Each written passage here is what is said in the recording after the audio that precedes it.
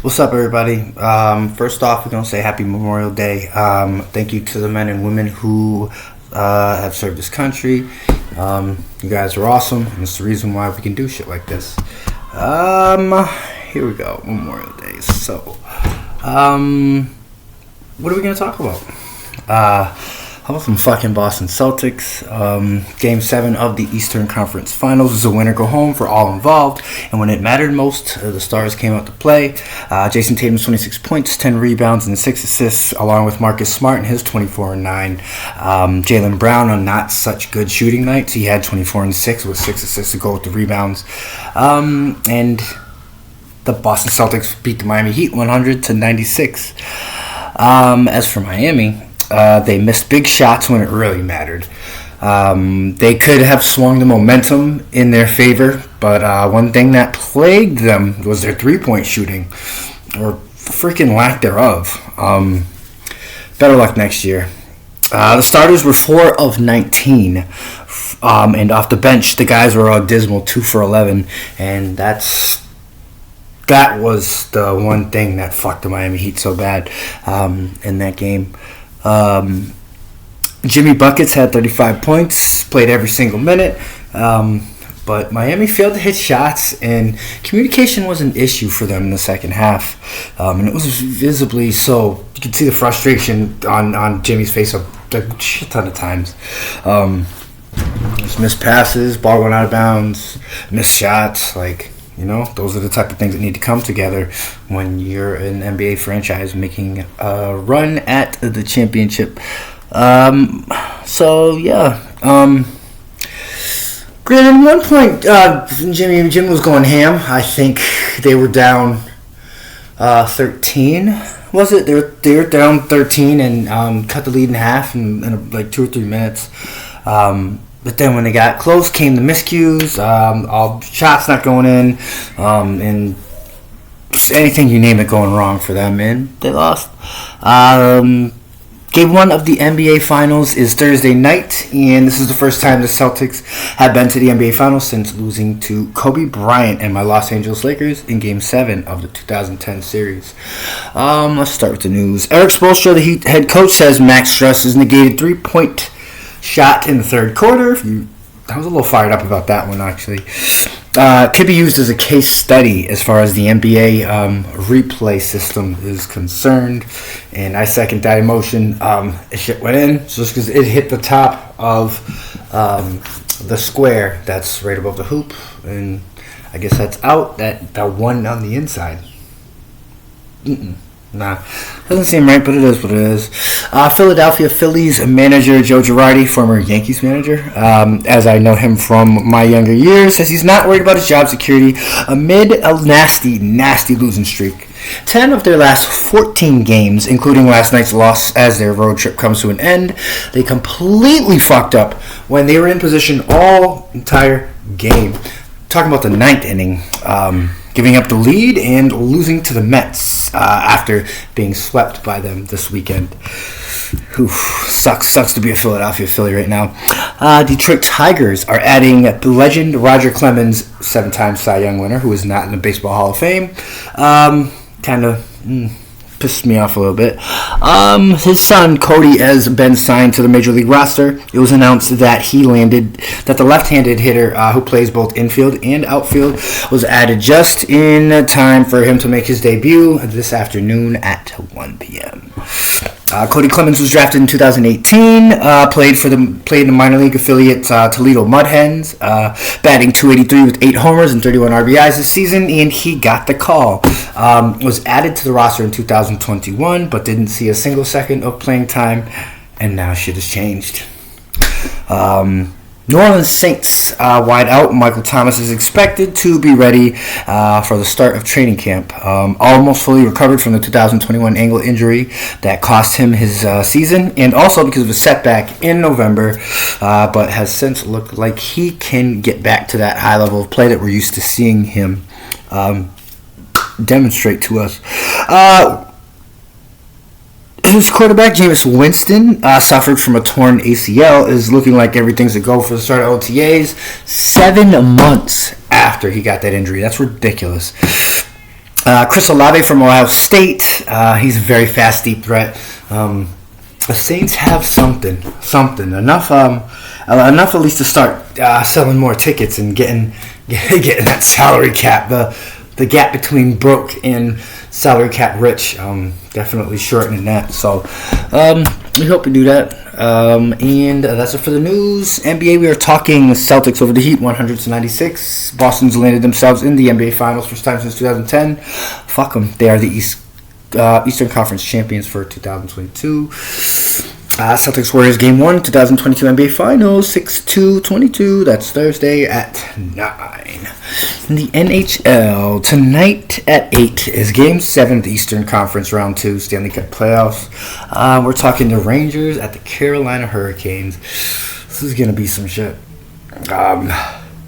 Carolina kind of did the same thing to Boston when the Bruins in the first round, and I had everybody thinking that, maybe Boston can get back in it, and they fucked us the first 3 games, literally. So to say that the Rangers aren't going to do the same thing, I'm not completely sold on that, honestly. That's it for the NHL. Let's talk baseball really quickly. Sanford over Cincy 6-4. Boston over Baltimore 12-2. Washington beats Colorado 6-5. Atlanta 6, Miami 3. Detroit 2, Cleveland 1. Tampa Bay 4, Yankees 2. Chicago White Sox 5-4 in 12 innings over the Cubs. Minnesota over Kansas City 7-3. Oakland 6, Texas 5. Toronto 11. Los Angeles Angels 10. Houston 2, Seattle 1. LA Dodgers 3. Arizona Diamondbacks 1. That's 2 losses 2 days in a row. San Diego 4, Pittsburgh 2 in 10 innings, and the Mets over the Phillies in 10 innings, 5-4. And that's it for the NBA, NHL, MLB, all your professional sports. Now let's talk NFL 32 and 32. Today we are going to speak on the Pittsburgh Steelers.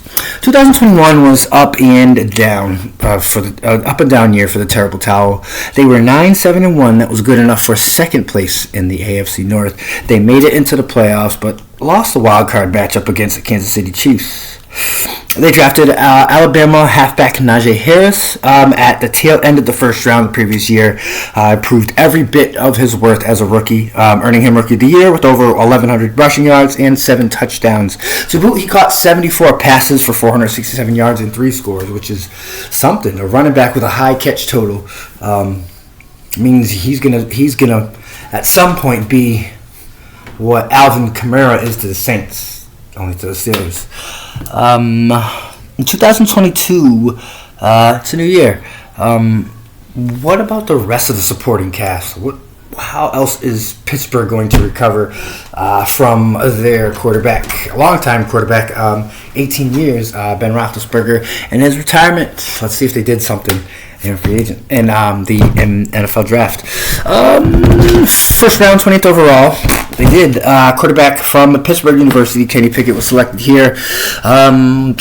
He might end up panning out as the best quarterback from this draft class. At least that's what it looks like so far. George Pickens, a wideout out of Georgia, taken in the second round, 52nd overall. I think he was very good at Georgia. In 2021, he suffered a knee injury and only finished with 105 yards after 3 games. But in the previous 3 years, he had 90 receptions for 1,347 yards and 14 touchdowns. Point is, the Steelers' offensive coordinator, Mike Canada, is going to use Pickens inside and outside. This guy has, in my opinion, Jamar Chase-like explosiveness. So just as he was used in Georgia, he's going to be used as another weapon in a highly talented Steelers wide receiver core. In the third round, 84th overall, DeMarvin Leal went to the Steelers from Texas A&M. A favorite of defensive coordinator Terrell Austin. This is another guy who can do everything. Plays multiple positions along the defensive line, but is still, in my opinion, like a raw talent. Needs to work on a couple things. He needs to sit and develop. She showed the ability as an Aggie to be a disruptive force. As a junior, he started 12 games, finishing with 8.5 sacks, 12.5 tackles for loss. Both marks that he led his team in He's going to be a problem if properly coached, but just like his all-pro teammates in T.J. Watt and Cam Hayward, ain't nothing to worry about as far as that's concerned. Calvin Austin III is a wideout for Memphis, round 4, 138th overall, was on my top 10 wideouts list. And here we go. In 2020 and 2021, he was a first-team All-ACC selection, contributing not just from offense, but on special teams as well. His combination of elite speed and acceleration, athleticism, and change of direction is a reason why from day one, right out the gate, he is going to be successful on special teams, and he'll get better because this is the NFL. The guy is very explosive. Barring injuries or other setbacks in rookie minicamp or training camp, this guy should have a defined role carved out for him, no less than a month going into the season. He would definitely be an H-back slot wideout on third downs. I think anything 3rd and 10 or less, I would have him as a slot receiver. Give him a go over there. And for the long stuff, if you can start at H-back, maybe chip off a block so the quarterback can buy some extra time, and then just give it to him and go. And that is basically all she wrote about Calvin Austin. Connor Hayward, tight end, fullback, halfback, whatever you want to call him, round 6, 208 overall, Michigan State. He is the younger brother of the guy I mentioned before, defensive tackle Cam Hayward. He wasn't drafted, obviously, just because of this.